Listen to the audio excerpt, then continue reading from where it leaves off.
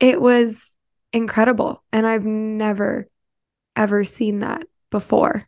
And it was while we were in the backyard, Maverick was swimming in the pool. We were all spending time together. And I really believe that was Orion there too, telling me he was there enjoying all of that time with us.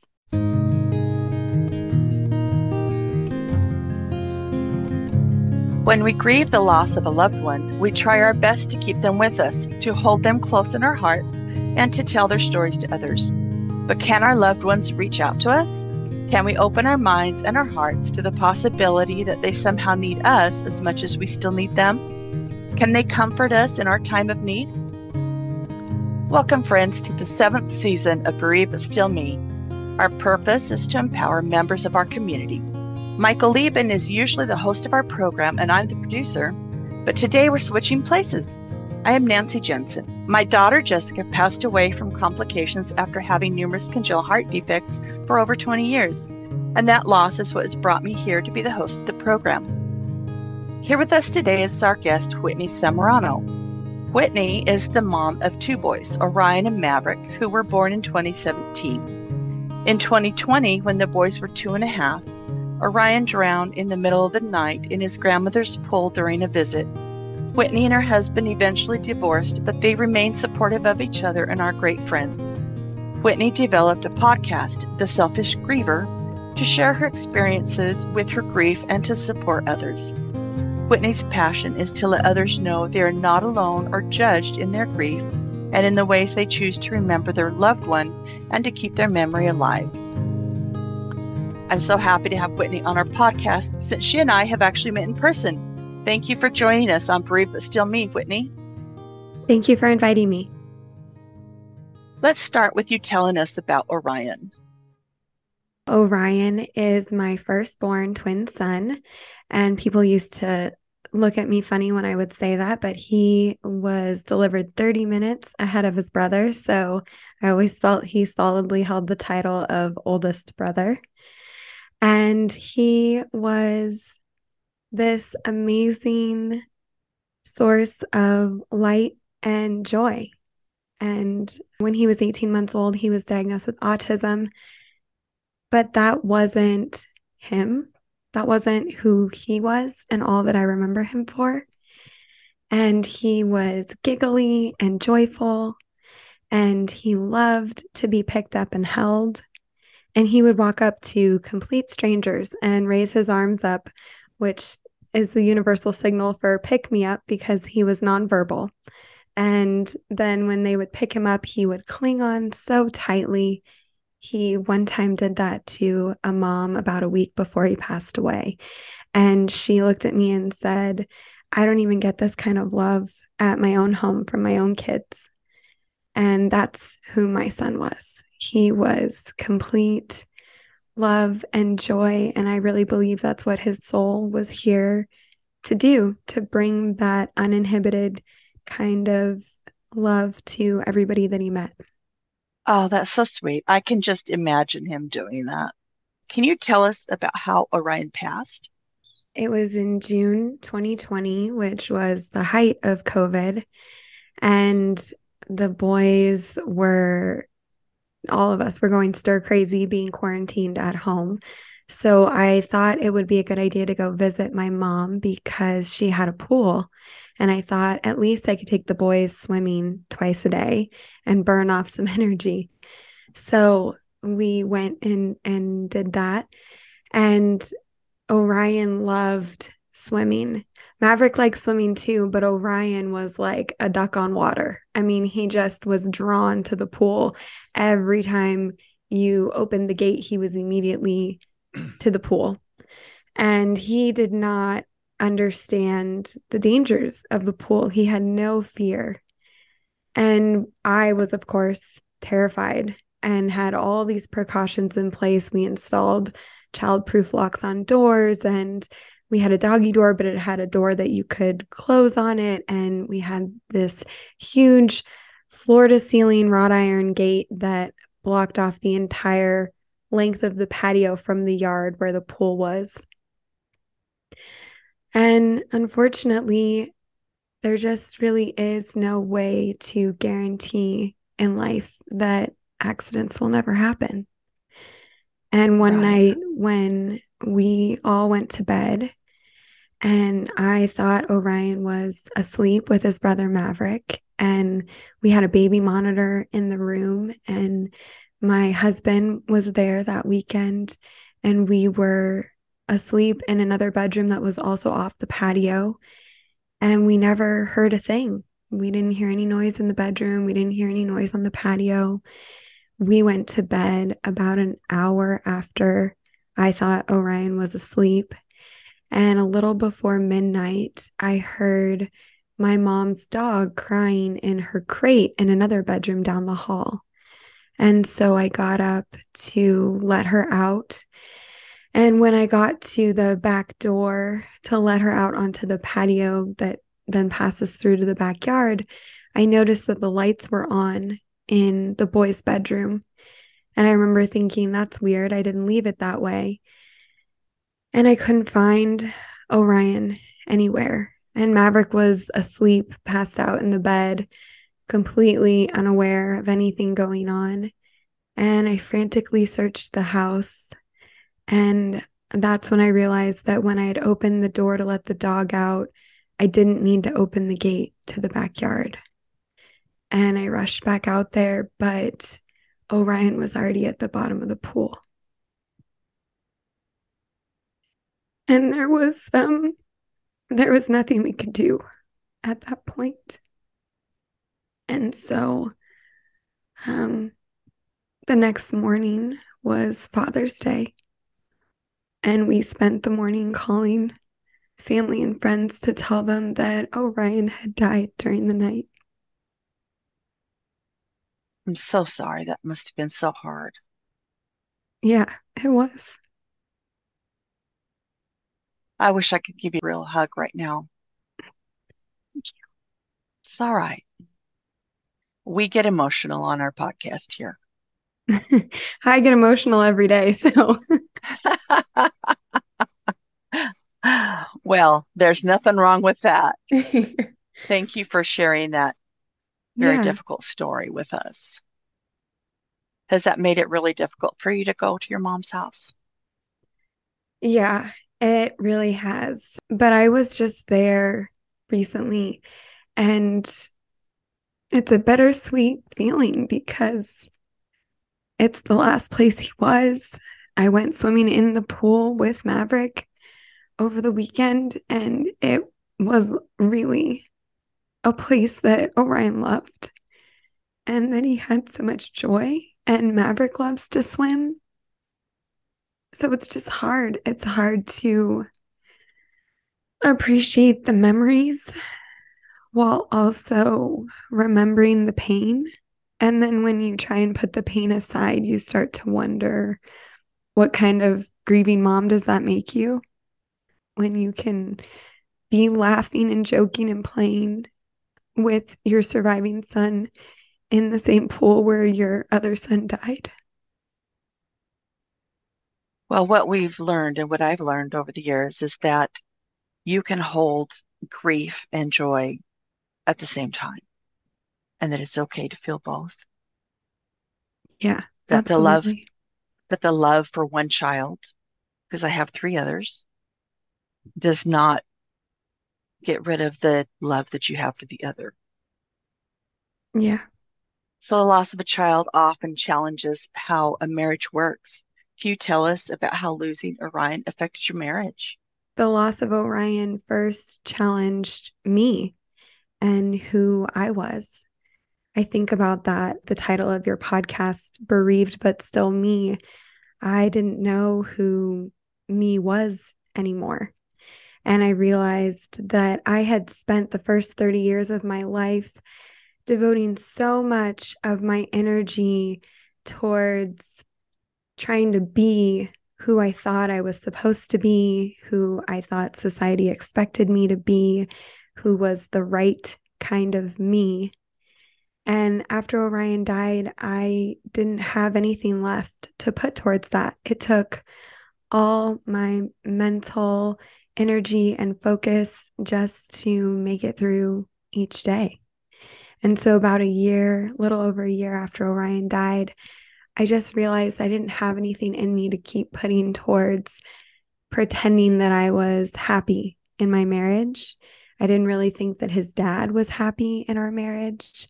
And I finally admitted that to myself and to him when I said I wanted a divorce. And now I spend that energy devoted towards finding out who me is, trying to be the authentic me instead of this masked version that I used to think was acceptable to present to everybody else. And I really believe that myself and my ex-husband are now better parents to Maverick, that we each are now happier, and we're described by our friends as being the most married divorced couple you've ever met. Because after Orion died, all those things that I used to be so worried about just seemed petty and unimportant. And for me, Maverick is the most important thing. And so, although there are things about my marriage and myself and my ex that meant we weren't compatible, I recognize that he's still a great dad, and Maverick deserves to have a great family. And so that's what I put my focus on instead of whatever our differences were or continue to be. And I think that that's really shaped by my grief and my perspective on life now that I wouldn't have been able to grasp before Orion died. You are listening to Bereaved But Still Me. If you have a question or comment that you would like addressed on our program, please send an email to Michael Lieben at michael@bereavedbutstillme.com. That's michael@bereavedbutstillme.com. This content is not intended to be a substitute for professional medical advice, diagnosis, or treatment. The opinions expressed in the podcast are not those of Hearts Unite the Globe, but of the hosts and guests, and are intended to spark discussion about issues pertaining to congenital heart disease or bereavement. Whitney, let's talk about therapy and the role therapy has played in your life since you lost Orion.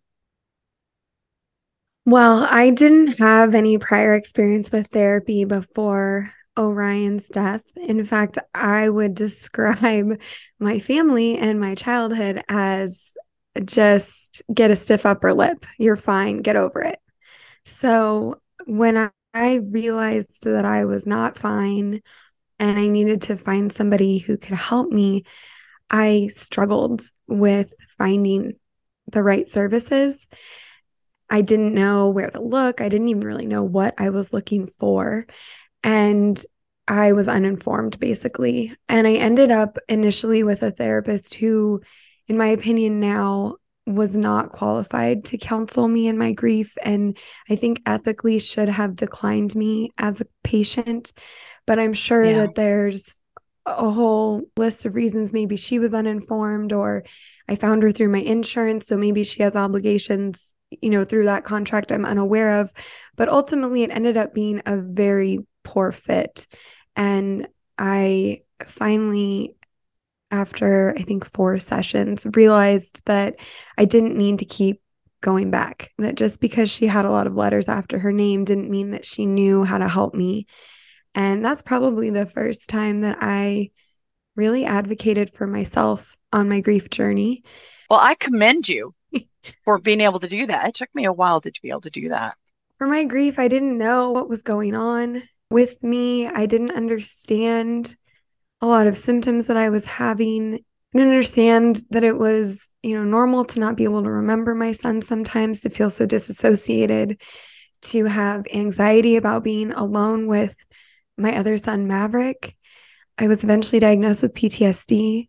So about the first year, I didn't sleep. I would stay awake until I couldn't keep my eyes open anymore. And then I would sleep for about 3 hours and then wake up again in like a startled awakeness and panicked about what happened while I was sleeping. I was terrified that if I fell asleep that something was going to happen to Maverick. I wouldn't even lay down and get into bed. I would just basically sit on the couch until I fell asleep and then would wake up there again. Yeah. Eventually, I stumbled onto a grief counselor through a local hospice and was able to work with her for about a year in one-on-one sessions. And she ended up being exactly what I needed because she herself had lost a child when he was 10 months old, about 20 years prior.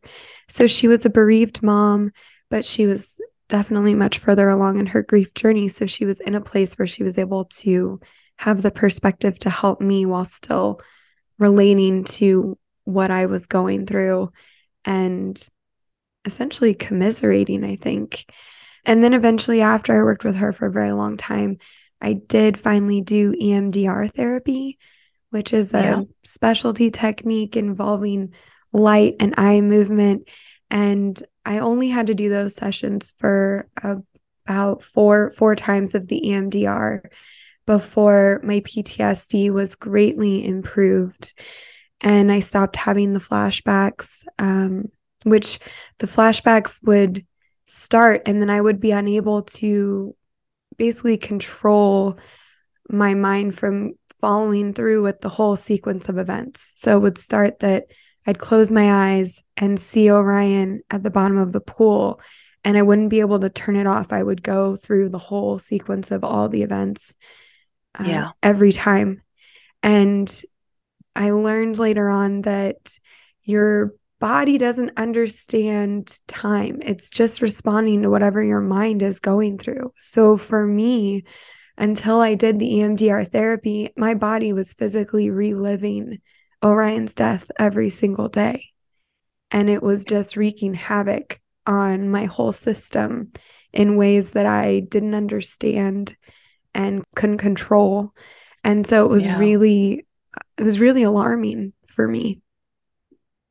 It is terrifying. I wish I'd known about EMDR when Jessica passed away, because I had horrible PTSD, horrible flashbacks for a really long time. I'm really glad that you got to have that therapy so soon. I don't know if it's commonly talked about. I remember that I found out about it because I heard a grieving dad, get interviewed who said that he did EMDR therapy and that it really helped him. But I remember at the time that it's a relatively new type of therapy. It's also still, maybe it's getting better, but I remember feeling embarrassed to say that I was diagnosed with PTSD. I remember thinking that that's not for grieving moms, that's for soldiers who've been through combat. I had a hard time recognizing that the trauma of finding my son, lifting his dead body out of the pool, like dealing with emergency personnel was as traumatic for me as, a trained soldier going into combat. Absolutely. Absolutely. What role has faith played in how you've dealt with Orion's death? My faith has changed a lot. And I was raised religious, and I went to parochial school or church every Sunday and Sunday school. I grew up memorizing Bible verses. So I felt pretty secure in my belief of heaven. I never questioned where we go when we die before Orion's death. But after his death, everything seemed really hollow for me. It wasn't good enough anymore for heaven to be this place in the sky with clouds and, cherubs playing harps. I needed to know more. I needed to know if my son was okay. And, when they're two and you're so used to being responsible for every moment of their day, then all of a sudden they're not there and you're wondering, like, where did he go? And is he okay? Right. And so I started reading every book I could find on near-death experiences, on heaven. That led me to reading books about psychics and mediums and signs from deceased loved ones. And it was about 3 months after Orion's death that I realized Orion was sending me hummingbirds as his sign. And the first time was at his wake when a hummingbird showed up when I was standing outside the funeral home talking with his dad and a friend. And this hummingbird had landed on this plant next to us that didn't have any flowers. There was really no reason why that hummingbird should have been attracted to this plant. And he sat there so long that my friend actually remarked on it, saying he'd never seen a hummingbird sit there for so long. And actually, when you talk about the pool and going back to my mom's house, when I said we were just there recently, one night a hummingbird came and landed on my mom has a fence with cable lines, and I timed it. This hummingbird sat there for 10 minutes with us, not leaving, just sitting there preening and then like looking around and then going back to some preening, and for 10 solid minutes. It was incredible. And I've never, ever seen that before. And it was while we were in the backyard. Maverick was swimming in the pool. We were all spending time together. And I really believe that was Orion there too, telling me he was there enjoying all of that time with us. If you've enjoyed listening to this program, please visit our website, heartsunitetheglobe.org, and make a contribution. This program is a presentation of Hearts Unite the Globe and is part of the Hug Podcast Network. Hearts Unite the Globe is a nonprofit organization devoted to providing resources to the congenital heart defect community to educate, empower, and enrich the lives of our community members.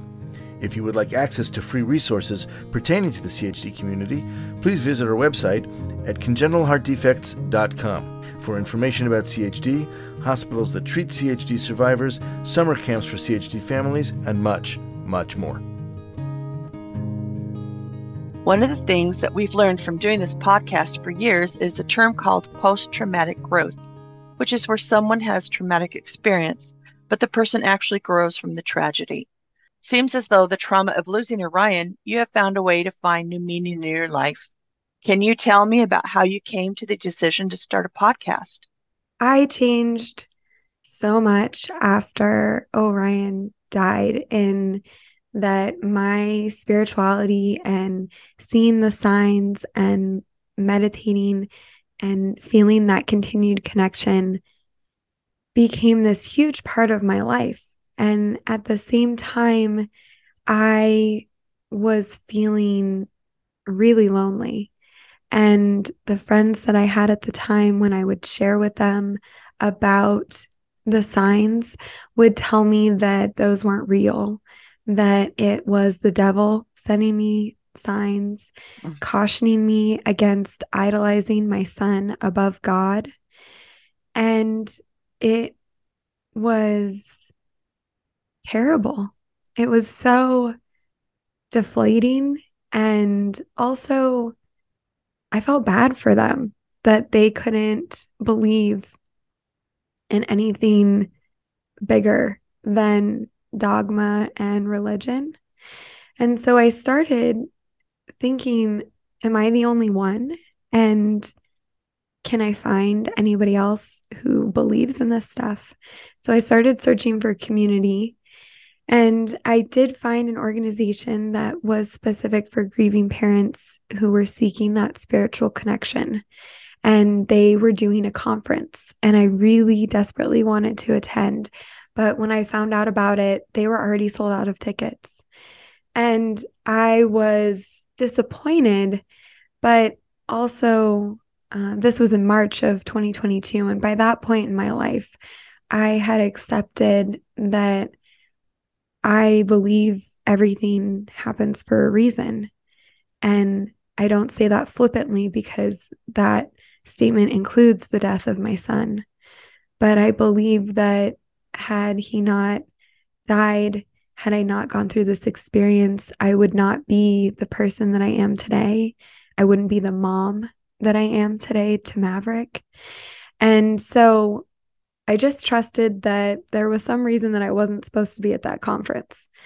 And as time wore on, I kept thinking about another grieving mom who's just like me, who feels so lonely, who desperately misses their child, but recognizes that they're getting signs in whatever form that is.